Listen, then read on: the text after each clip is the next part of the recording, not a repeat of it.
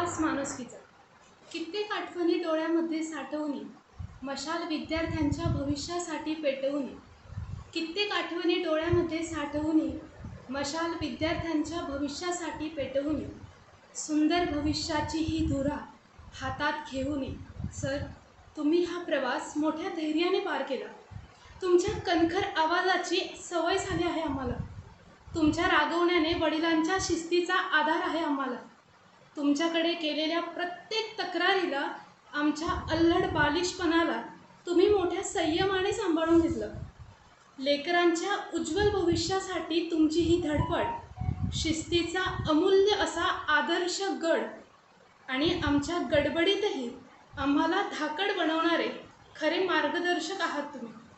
तुमच्या प्रत्येक सूचनेचं आम्ही सामर्थ्याने पालन करू आणि गुण्यागोविंदाने अभ्यास करत गरुड वाचनालय म्हणजे फक्त आणि फक्त अभ्यासाचं रणांगण ही आपल्या वाचनालयाची ओळख अशीच कायम ठेवू। फ्रॉम प्राजक्ता विंगे। थँक्यू।